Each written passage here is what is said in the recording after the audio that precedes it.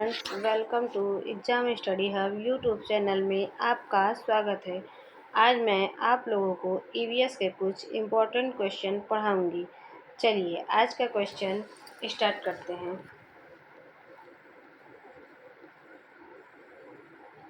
Question number 1, green gold क्रांति का संबंध किससे है? आपको बताना है यहाँ कि ग्रीन गोल्ड क्रांति का संबंध किससे है। यहाँ 4 ऑप्शन दिया गया है। ऑप्शन ए केसर उत्पादन, ऑप्शन बी भिंडी उत्पादन, ऑप्शन सी अंडा उत्पादन, ऑप्शन डी चाय उत्पादन। आपको बताना है कि ग्रीन गोल्ड जो क्रांति है उसका संबंध किससे है।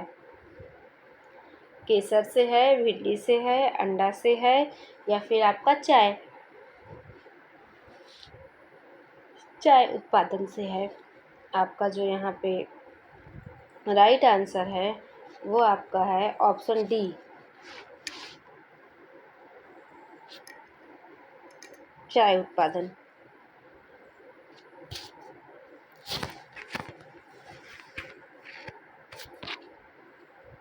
चाय उत्पादन से आपका जो है ग्रीन गोल्ड क्रांति का संबंध है। और आपका जो केसर उत्पादन है ये जो है सेफ्रॉन क्रांति से इसका संबंध है। और आपका परामनी क्रांति जो है वो भिंडी उत्पादन से संबंधित है। और आपका जो अंडा उत्पादन है उसका संबंध रजत क्रांति से है। और आपका कुछ क्रांति के मैं बता देती हूँ, जैसे आलू हुआ, आलू को हम गोल क्रांति से संबंधित है। और आपका गुलाबी क्रांति हुआ ये झींगा से संबंधित है। और आपका लाल क्रांति हुआ ये मांस से और टमाटर से संबंधित है। आपका वाइट गोल्ड क्रांति है, जैसे यहाँ पे ग्रीन गोल्ड क्रांति है उसी तरह वाइट गोल्ड क्रांति है जो कपास से संबंधित है। और आपका नीली क्रांति हुआ ये मछली उत्पादन से है। और आपका स्वर्ण क्रांति हुआ ये आपका बागवानी और शहद से है। चलिए नेक्स्ट क्वेश्चन नंबर 2, सूर्य के प्रकाश की उपस्थिति में सर्वप्रथम पौधे के किस भाग द्वारा कार्बन डाइऑक्साइड ग्रहण की जाती है? आपको बताना है कि सूर्य के प्रकाश की उपस्थिति में सर्वप्रथम पौधे के किस भाग द्वारा कार्बन डाइऑक्साइड ग्रहण की जाती है। ऑप्शन 4 आपका दिया गया है यहाँ पे। ऑप्शन ए जो है तने द्वारा, ऑप्शन बी पत्तियों द्वारा, ऑप्शन सी जड़ के द्वारा, ऑप्शन डी इनमें से कोई नहीं। आपको बताना है यहाँ कि जो सूर्य के प्रकाश की उपस्थिति में सर्वप्रथम पौधे के किस भाग द्वारा कार्बन डाइऑक्साइड ग्रहण की जाती है। आपका जो यहाँ पे राइट आंसर है वो है आपका ऑप्शन बी पत्तियों द्वारा जो है आपका कार्बन डाइऑक्साइड ग्रहण की जाती है। और आपका यहाँ पे जो प्रकाश संश्लेषण होता है, प्रकाश संश्लेषण आपका हरे पेड़ पौधे और नीले हरित शैवाल में होता है। और आपका जो अवशोषण है प्रकाश संश्लेषण जो है करता है कार्बन डाइऑक्साइड करता है। और आपका विमुक्त जो है वो ऑक्सीजन करता है। और आपका जो पत्तियों का रंग जो होता है हरा होता है वो क्लोरोफिल के कारण होता है हरा। प्रकाश संश्लेषण के क्रिया में पौधे सूर्य के प्रकाशीय ऊर्जा को रासायनिक ऊर्जा में परिवर्तन कर देते हैं तथा CO2 पानी जैसे साधारण पदार्थ से जटिल कार्बन यौगिक कार्बोहाइड्रेट बन जाते हैं। चलिए नेक्स्ट क्वेश्चन नंबर 3, यदि दुर्घटना स्थल पर रक्त जांच की सुविधा न हो तो किस समूह का ब्लड चढ़ाना चाहिए? आपको यहाँ 4 ऑप्शन दिए गए। ऑप्शन ए है, ऑप्शन बी में बी है, option C A B, option D ओ।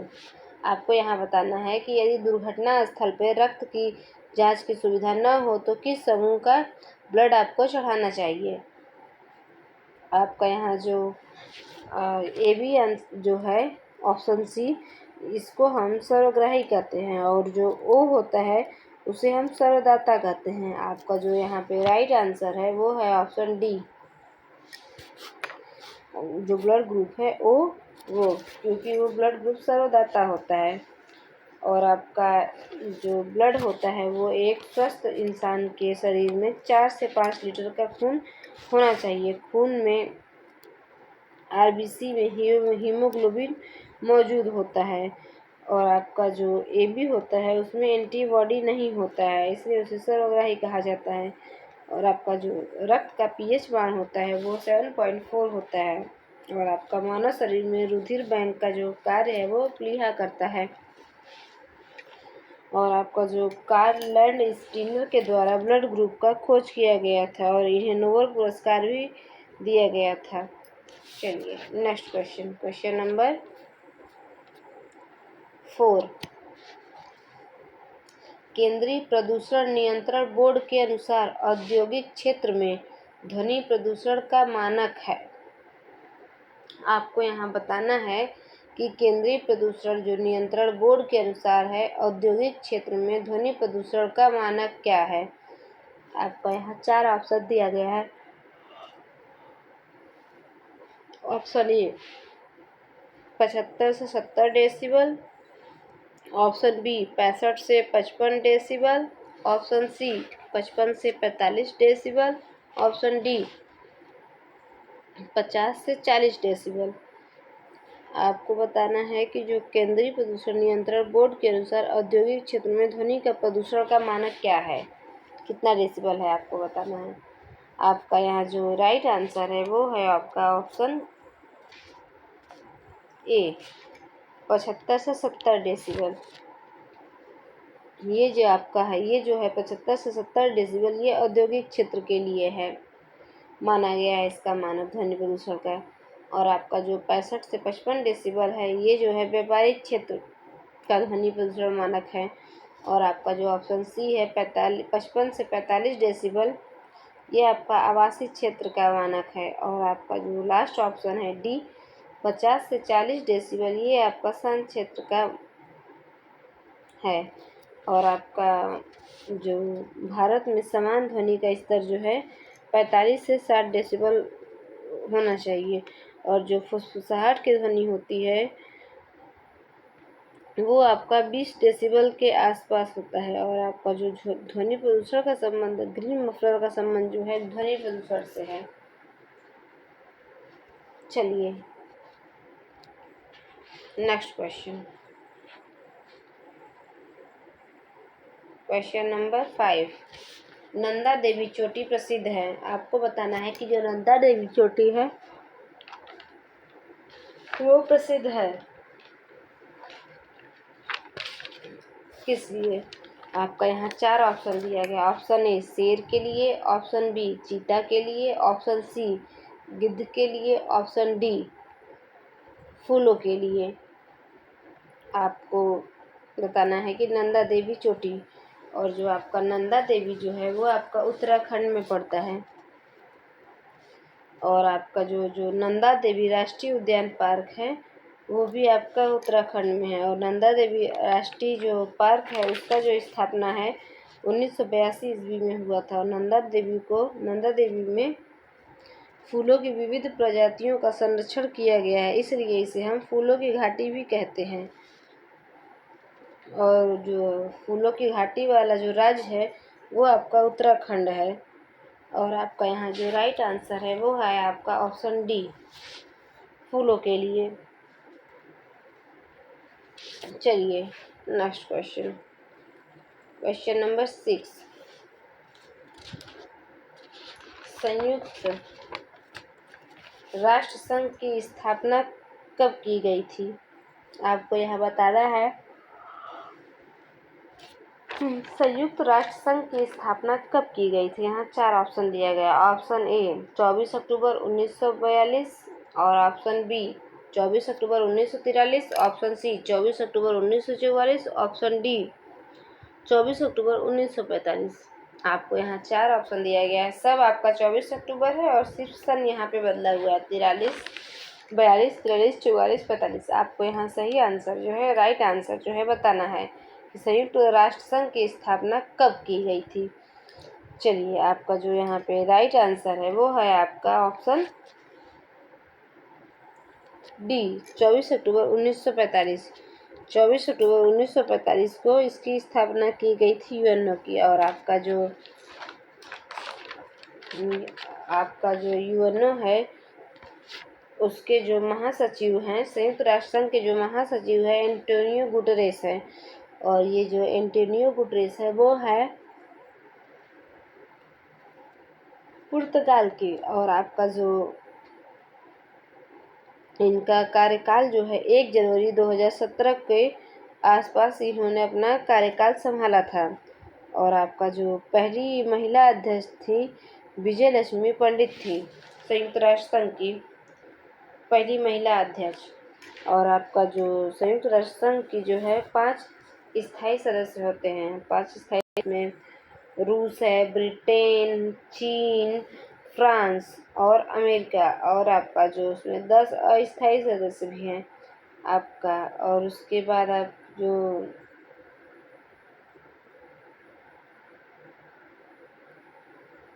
आपका यहाँ पे 10 अस्थायी सदस्य होते हैं। और आपको जो संयुक्त राष्ट्र संघ है उसमें आपका 6 अंग होता है। 6 अंग आपका जैसे महासभा हुआ, सुरक्षा परिषद हुआ, न्यासी परिषद हुआ, और आपका आर्थिक एवं सामाजिक परिषद हुआ, अंतर्राष्ट्रीय न्यायालय एवं सचिवालय हुआ।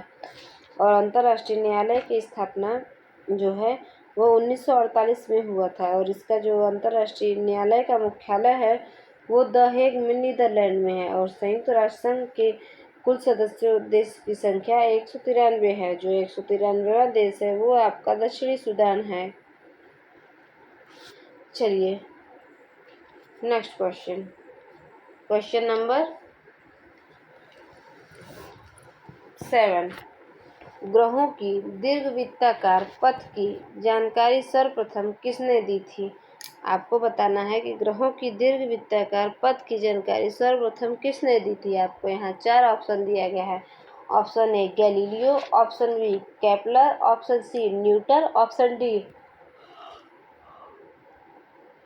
कोपर्निकस। आपको यहाँ बताना है कि जो ग्रहों की दीर्घवृत्ताकार पथ की जानकारी सर्वप्रथम कौन से वैज्ञानिक ने दिया था। गैलीलियो ने, केपलर ने, न्यूटन ने, कोपर्निकस ने। आपको जो यहाँ पे राइट आंसर है वो है आपका ऑप्शन बी, केपलर। केपलर जो है वो आपका ग्रहों की दीर्घवृत्ताकार पथ की जानकारी दिए हैं। और ग्रहों के गति का नियम भी केपलर ने दिया है। ये जर्मनी के गणितज्ञ और खगोलविद थे। और आपके जो गैलीलियो हैं एक इतालवी जो खगोल शास्त्री हैं, इतालवी खगोल शास्त्री हैं और भौतिकी विज्ञान और गणितज्ञ भी हैं। गैलीलियो का जड़त्व का नियम भी इन्होंने दिया था। और आपका जो न्यूटन है ये इंग्लैंड के वैज्ञानिक थे। सर्वप्रथम जो इन्होंने गुरुत्वाकर्षण नियम और गति के सिद्धांत की खोज की थी। और आपका जो सबसे लास्ट ऑप्शन है आपका वो है कोपर्निकस। कोपर्निकस जो है पोलैंड के शास्त्रीय गणितज्ञ थे ये। और इन्होंने यह क्रांतिकारी सूत्र दिया था कि पृथ्वी अंतरिक्ष के केंद्र में नहीं है। पृथ्वी का केंद्र ब्रह्मांड का केंद्र नहीं है, केवल पृथ्वी के गुरुत्वाकर्षण और चंद्र क्षेत्र का है। चलिए, नेक्स्ट क्वेश्चन, क्वेश्चन नंबर 8। निम्नलिखित में से कौन सा भारत का एक संघ राज्य क्षेत्र भौगोलिक क्षेत्रफल की दृष्टि से सबसे छोटा है। आपको यहाँ बताना है कि निम्नलिखित में से कौन सा भारत का एक संघ राज्य क्षेत्र भौगोलिक क्षेत्र की दृष्टि से सबसे छोटा है। और आपका यहाँ 4 ऑप्शन दिया गया है। Option A Chandigarh, option B Puducherry, option C Dadra और नगर हवेली तथा दमन और दीव। और आपका जो लास्ट ऑप्शन है ऑप्शन डी लक्षद्वीप। आपका जो यहाँ पे 8 नंबर का क्वेश्चन है उसमें बताना है कि जो आपका एक यूटी है वो भौगोलिक क्षेत्र की दृष्टि से सबसे छोटा कौन सा है। यहाँ पे 4 यूटी दिया गया है। चंडीगढ़, पांडुचेरी, दादरा और नगर हवेली, दमन दीव और लक्षद्वीप। आपका जो राइट आंसर है वो है आपका ऑप्शन डी, लक्षद्वीप। लक्षद्वीप जो है ये आपका 32 किलोमीटर में ही सब स्थित है और लक्षद्वीप का जो है राजधानी कवरत्ती है। और आपका जो पहले जो था केंद्र शासित प्रदेश वो 7 था और फिर जम्मू और लद्दाख बन गए थे, 2 हो गए थे और फिर बाद में ये 8 कर दिए गए थे। जो आपका दादरा और नगर हवेली, दमन दीव को एक में मिला दिया गया था। और आपके जो हैं केंद्र शासित प्रदेश दिल्ली, जम्मू कश्मीर, लद्दाख, दादर नगर हवेली, दमन दीव, पांडुचेरी और चंडीगढ़ है। चलिए, जो आपका ऑप्शन ए है चंडीगढ़। चंडीगढ़ जो है आपका पंजाब और हरियाणा की राजधानी है और यहाँ पे रॉक गार्डन चंडीगढ़ में घूमने का पर्यटन स्थल है। और आपका जो ऑप्शन बी है पांडुचेरी, पांडुचेरी का जो क्षेत्र है इसमें जो है आपका 3 राज्य हैं, तमिलनाडु, केरल, आंध्र प्रदेश में विभाजित है। और आपका दादरा और नगर हवेली जो है दमन दीव 26 जनवरी 2020 में अस्तित्व में आया था। इसकी जो राजधानी है दमन है। चलिए, नेक्स्ट क्वेश्चन। Question number 9। विश्व की विशालतम बैरियर रीफ प्रणाली कहाँ स्थित है? आपको बताना है कि विश्व की विशालतम बैरियर रीफ प्रणाली कहाँ पे स्थित है। आपका यहाँ 4 ऑप्शन दिया गया है। ऑप्शन ए पूर्वी ऑस्ट्रेलिया तट, ऑप्शन बी पश्चिमी ऑस्ट्रेलिया तट, ऑप्शन सी उत्तरी ऑस्ट्रेलिया तट, ऑप्शन डी दक्षिणी ऑस्ट्रेलिया तट। आपको यहाँ बताना है कि विश्व की जो है विशालतम बैरियर रीफ प्रणाली है वो कहाँ पे स्थित है। आपका जो यहाँ पे राइट आंसर है वो है आपका ऑप्शन ए पूर्वी ऑस्ट्रेलिया। जो पूर्वी ऑस्ट्रेलिया तट है वो आपका 1920 किलोमीटर में है और बैरियर रीफ प्रणाली उत्तर पूर्व में है। और जो कोरल भी यहाँ पे पाया जाता है और सबसे बड़ी मूंगे की दीवार भी यहीं पे पाई जाती है पूर्वी ऑस्ट्रेलिया तट में, और इसीलिए इसे पानी का बगीचा भी कहते हैं। और जो आपका कालगुडली की खान है ये सोने की खान के लिए प्रसिद्ध है। और आपका जो कुलगाड़ी भी है ये भी यहीं पे है। और आपका ऑस्ट्रेलिया में मेलबर्न हुआ, पर्थ हुआ, कैनबरा हुआ, डार्विन हुआ, एडिलेड है, जो ये सब हैं यहाँ के प्रसिद्ध शहर हैं। और आपका जम्मू जो आपका ग्रेट बैरियर रीफ आपका है ऑस्ट्रेलिया में है। और जो ऑस्ट्रेलिया को कंगारुओं का देश भी कहा जाता है, इसे प्यासी भूमि का देश भी कहा जाता है। यहाँ पे ढेर सारे मरुस्थल हैं। और आपका जो मरुस्थल है वो ग्रेट विक्टोरिया मरुस्थल है, ग्रेट सैंडी मरुस्थल है, और आपका ग्रेट गिब्सन मरुस्थल है, और आपका ग्रेट सिप्सन है, और आपका ग्रेट तमारी मरुस्थल है, और आदि बहुत सारे और भी मरुस्थल हैं। चलिए, नेक्स्ट क्वेश्चन, क्वेश्चन नंबर 10। निम्नलिखित में से किसको समुद्रों का सबसे गहरा बिंदु माना जाता है? आपको यहाँ पे 4 दिया गया है आंसर, आपको इसमें से छांटना है कि सही कौन सा है। इसमें से ये देखना है कि समुद्र का जो है सबसे गहरा जो स्थान है वो कौन सा है। आपका ऑप्शन ए है टोंगा खाई, ऑप्शन बी है आपका मरियाना खाई, और आपका फिलीपींस की खाई, और आपका जो ऑप्शन डी है वो है केरमाडेक की खाई। चलिए, आपका जो यहाँ पे राइट आंसर है वो है आपका ऑप्शन बी मरियाना खाई। मरियाना खाई जो है 11,000 के लगभग किलोमीटर ये गहरा है और ये जो है प्रशांत महासागर में पड़ता है। और आपका फिलीपीन जो है आपका इसे मिंदनी कहा जा सकता है, और उसके बाद इस मिंदनी गर्त भी कहते हैं। और आपका ये पश्चिमी प्रशांत महासागर के फिलीपीन सागर भाग में स्थित है। और आपका केरमाडेक खाई जो है वो दक्षिणी प्रशांत महासागर में स्थित है। और आपका टोंगा खाई या गर्द टोंगा जो है उत्तर में आपका जो है प्रशांत महासागर में है। और आपका जो यहाँ पे केरमाडेक खाई है वो दक्षिणी प्रशांत महासागर में स्थित है। और हिंद महासागर का सबसे जो है निचला जो बिंदु है गहराई में वो आपका दक्षिणी में है।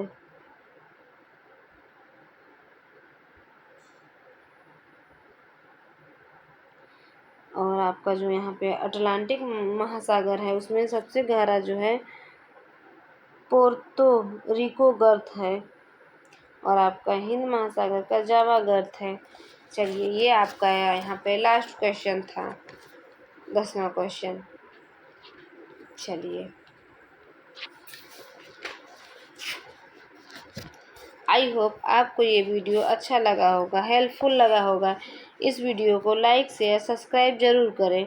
और आप लोगों को ये वीडियो कैसा लगा प्लीज़ कमेंट बॉक्स में ज़रूर कमेंट करें। और आपके पास जो भी स्टडी ग्रुप हो, व्हाट्सएप ग्रुप हो, फेसबुक ग्रुप हो, आप उसमें आप इसे शेयर ज़रूर करें।